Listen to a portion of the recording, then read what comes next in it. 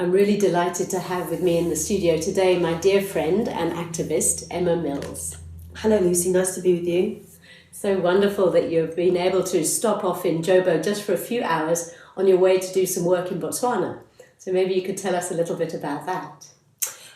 Yes, I'd love to. So for the last nearly 10 years, I've been going to Botswana and training social workers, teachers, some police, youth workers, skills from art and drama therapy practice that enable grassroots community workers to have some skills in their toolkit when working with young people and children who have experienced trauma. Children and young people find it very difficult to talk about traumatic events face to face, looking at someone in the face. It can be very difficult. Whereas if you use art and drama techniques, it allows the children and young people to speak more openly and more safely, and to keep them within that window of tolerance so that they're not re-traumatised. And what sort of traumatic experiences have the children had that you've been working with? So we've got sex abuse, we've got sexual violence, we've got violence, we've got neglect,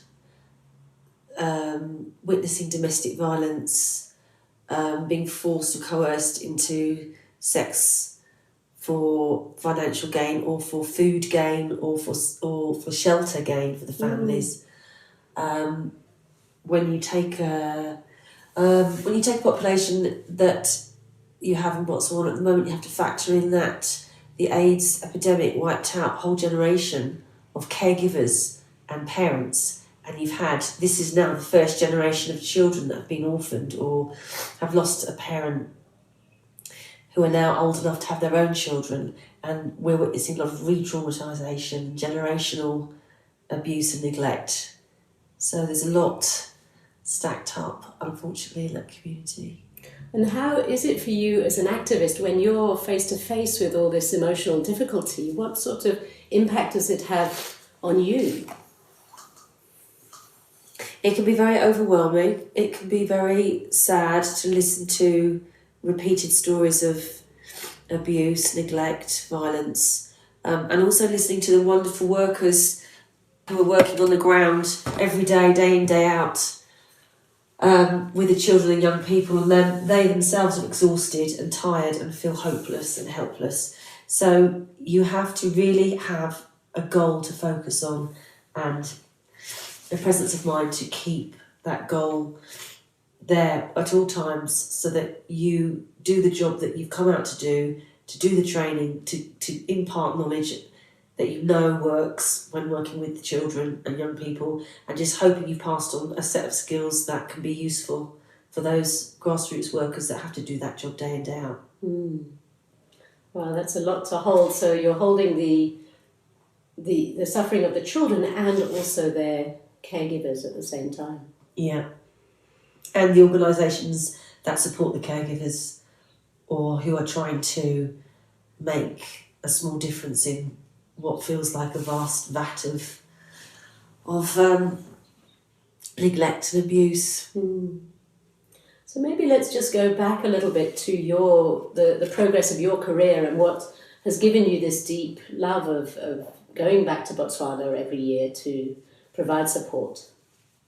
So I have a very deep love of Africa. One of my parents was half African, half South African, and ended up living here for many years.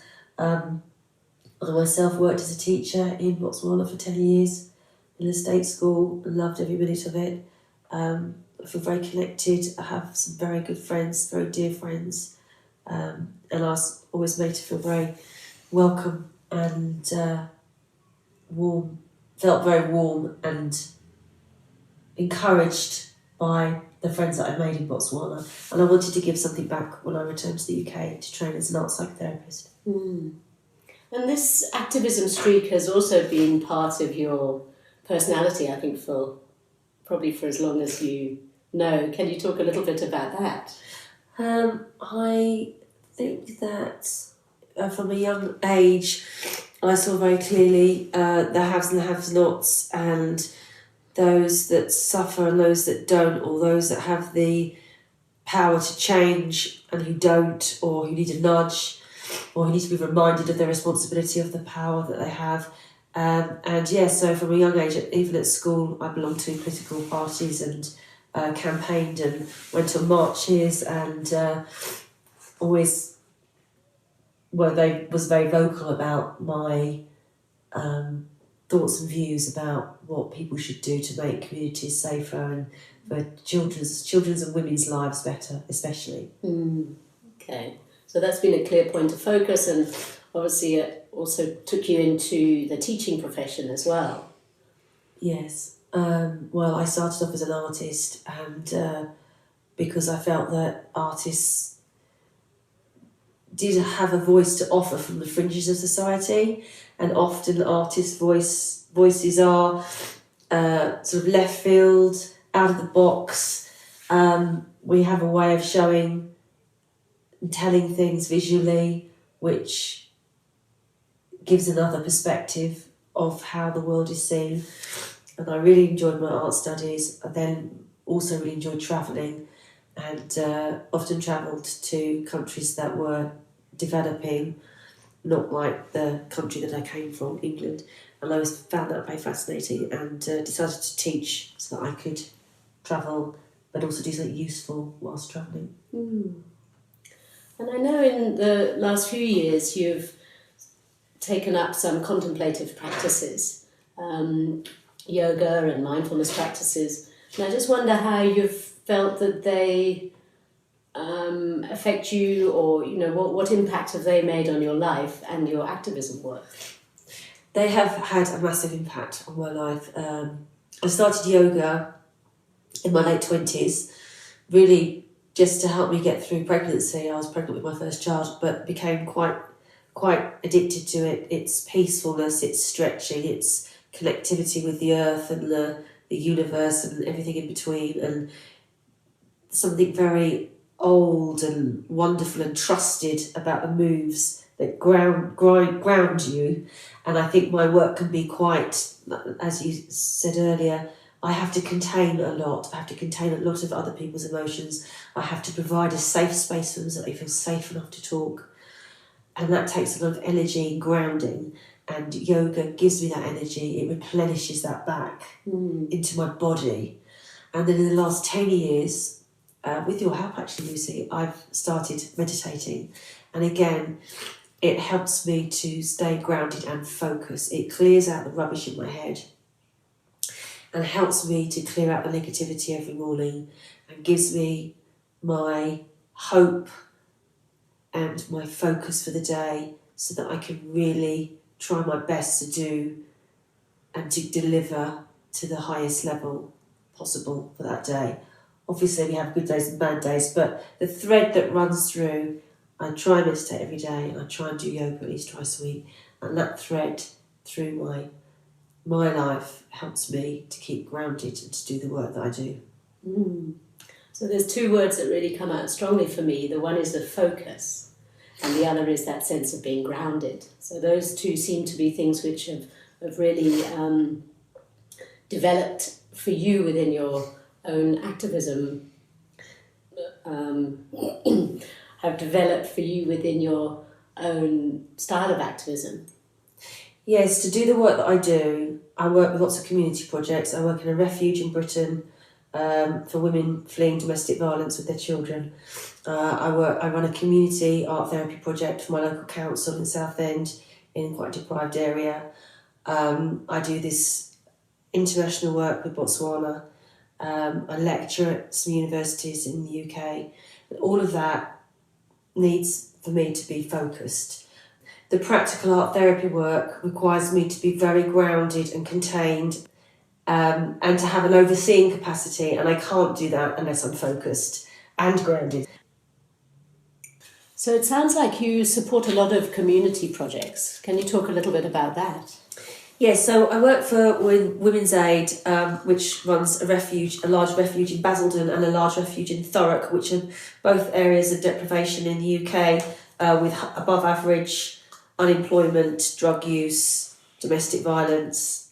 And these charities, Women's Aid, have had their funding cut by 2/3 within the 10 years that I've worked with them from central government. So they're now having to fundraise all the time for their money, which requires a lot of energy, and it's seen a lot of staff cuts and a much thinner service. So where you would have had 10 in-house social workers working with families, being able to help them one-to-one to get back on their feet, now you've got a couple of social workers with a great more many families to help, less time to sit with them, more strain on the social worker.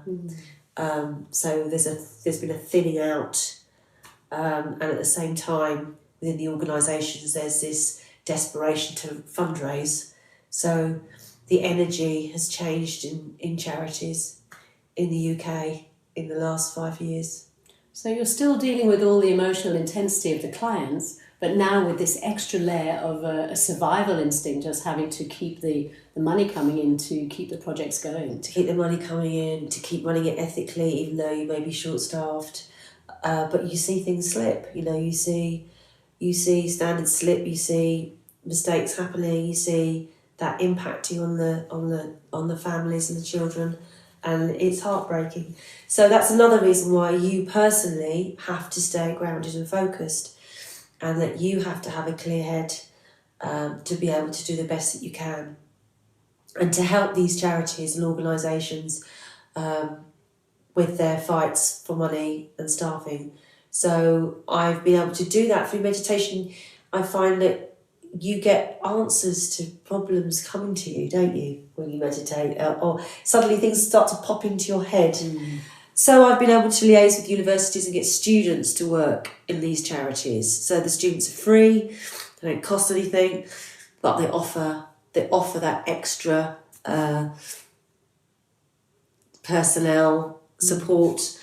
We often do bid writing together. So I, as an art therapist, may write a bid with an organisation like Project 49, which is a local charity that look after learning disabled adults. And together we might win a pot of money that we can share or do a joint project together. So there's a lot more collaborative work going on, and there's a real feistiness in those community projects and in those charities. People are determined not to give up. So it's become quite comradey. There's a comradeship. Yeah. Well, that's a wonderful.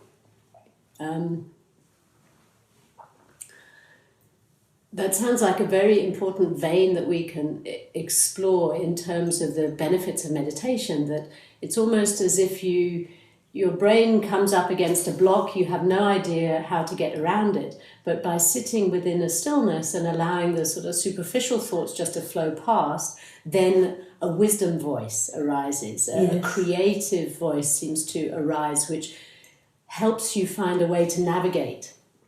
Yes, I definitely think that this higher level voice, this voice that allows you to think outside the box, to take your thinking skills somewhere else, really does happen if you meditate regularly and you move your body in a way that's good for the heart and soul.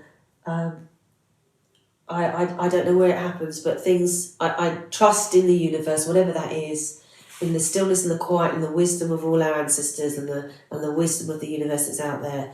I think meditation helps you to tap into some of that. I don't know how, but I do definitely believe that to be the case. And so many times in the last 2 years where I've given up regular teaching in schools now and just work with my community art therapy projects. So many times I've thought, this is impossible, it can't be done, and it gets done. And just sitting with you, I feel all goosebumpy because I can just feel this real passion that you have, and I know that gets transmitted to all the people who are around you as well. So you become this source of inspiration so that others as well don't give up when they're faced with something that looks like an impenetrable wall. They actually realise that if they can be still and steady and trust, then a solution will be found. Yes, and as I'm getting older, I'm 50 now, and I'm mentoring a lot of younger art therapists. and I'm mentoring volunteers because this is the way that the UK is going now. Central government funding is being axed, and we're being told by the Conservative Party that volunteers are the way forward. So we are being staffed very heavily now with volunteers, and they're giving up their time for free. And it's very different being a manager of salaried staff to being a manager of volunteers. And you do have to keep good energy going. You do have to keep the place that we're all working in upbeat and positive, and offering a sense of hope and joy for everybody who enters it. Otherwise, why would people give up their time for free to come and help you work on a project? So how do you get that energy back? Like you say, when you're the leader or the project manager, or the mental health lead, which I am in most cases. I'm the one with the most qualifications, so I have to take sort of the lead. How do I do that? Is by, as you said, the meditation, the quiet place that I can go to at the end of the day or in the morning, or on the evenings I can do yoga and stretch it out. That's really essential. And the other quality that is so embodied within you, and I'm sure people can hear through your voice, is this sense of joy.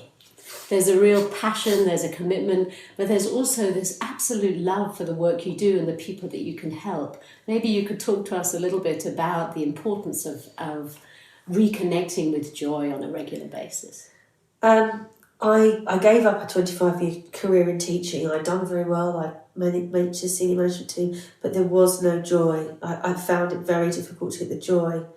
There was joy sometimes with the children in the actual basic teaching and passing on skills, but that was getting less and less with the bureaucracy that came with the job. Since leaving that job and being able to fully immerse myself into my art therapy world and work and my community work, I'm getting my joy back. And I think that joy comes from just seeing people helped, seeing that little acts of kindness can make such a difference. Just the fact that you offer someone a cup of tea when they come into your art therapy group, and you sit and listen to them. You may be the first person they've had a conversation with all week.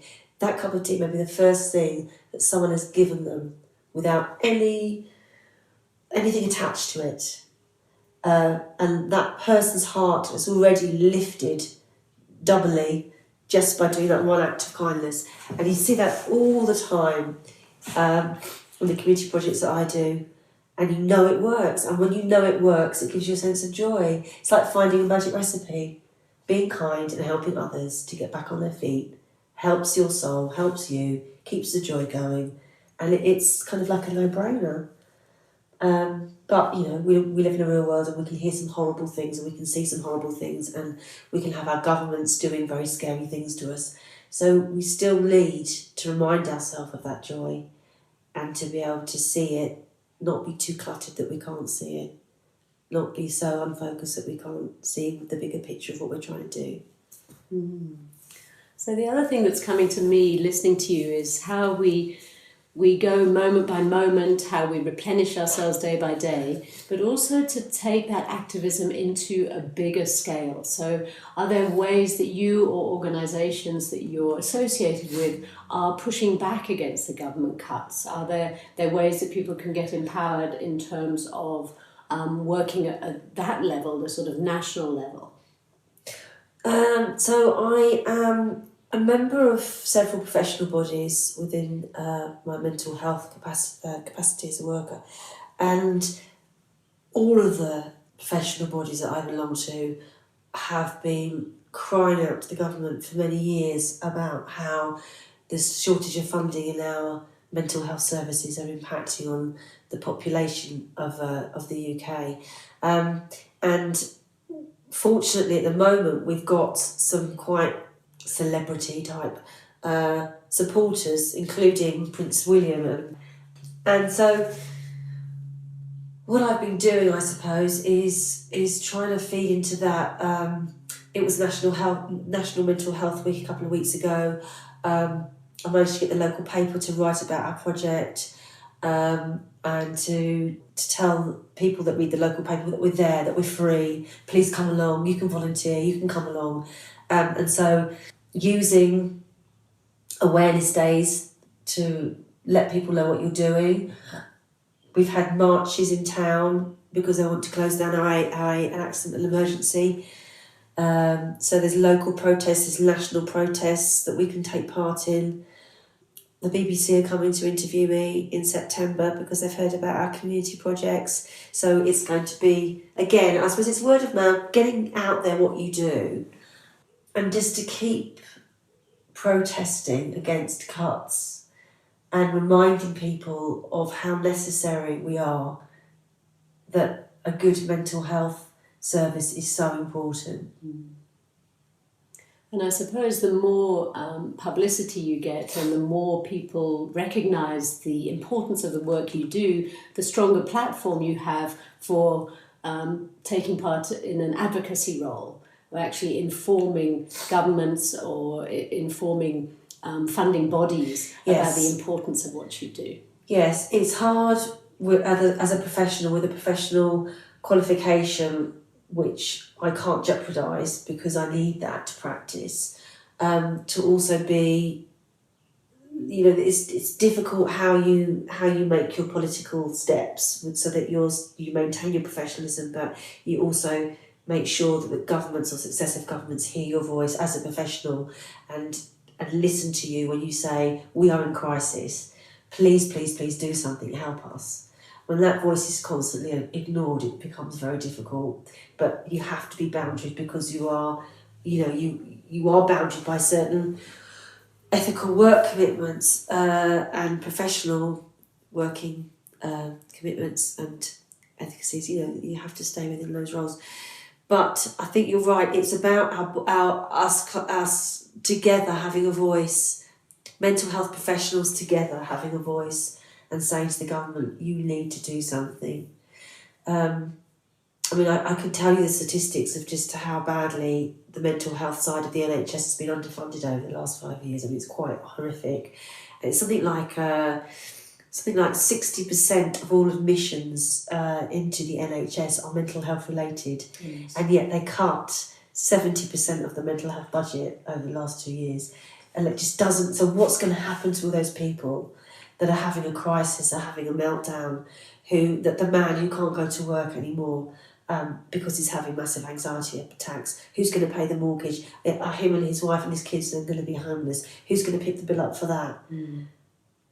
And successive governments fail to see that there's a far bigger bill in rehousing, reschooling, paying for medication, paying for therapy after the event of a family breakdown that could be avoided with counselling available at the time.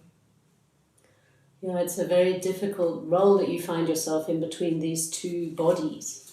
And I'm just wondering, in terms of mindful activism, where there's a commitment to listening to both sides, how do you find that? Because it's obviously about values, it's about priorities, it's about money, but there are other human beings there who are making those decisions. How do we use our listening skills to hear their side of the story as well? That, I think, is probably the most difficult thing. When you're writing it and you're working in it day in, day out, and you see firsthand how the cuts affect people and how people are really trying to do their best they can on very, very little, and it's pulling them under. And then you see ministers in government talking about how much money they're going to spend on nuclear warheads. It's really hard to listen to their logic and their reason behind their certain spending decisions. But you're right, we do need to listen to both sides, but we also need to make it very, very clear to people that we're not happy with the decisions that they're making on our behalf, that they're making the wrong decisions, that they need to perhaps rethink their decisions. We have the right to do that. We live in a democracy. And when you are focused and grounded, as we've spoken about before, there's a clarity in which you can see things, and you can see what is causing suffering, and you can see what could alleviate that suffering. So having a clear, strong voice is also part of mindful activism, as well as understanding the needs of both sides. So it's this paradox that we inhabit, which I think is so challenging for activists. And Yeah, I really admire the way that you're doing that, being able to keep listening and also being able to stay at the front line.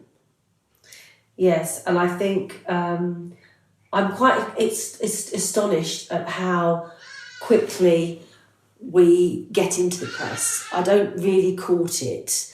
I get a bit embarrassed, but the press have come to me time and time again and told the story of the work that we do, and that then seems to roll a ball that then other people contact us and other people contact us. So there does seem to be a hunger.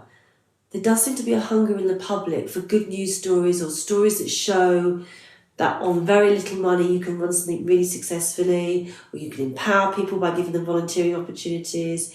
60% of my volunteers have mental health problems themselves, and we've just done a big stat review. 60% of our volunteers have gone on to go back into education or get work. Mm. So it's really, we know it works. It's a formula that works, and I've had to kind of grin and bear the press, because getting this story out and the news out will help perhaps to fund further projects like ours in other areas, and to just make the lawgivers and the policymakers just give them something to think about. Mm.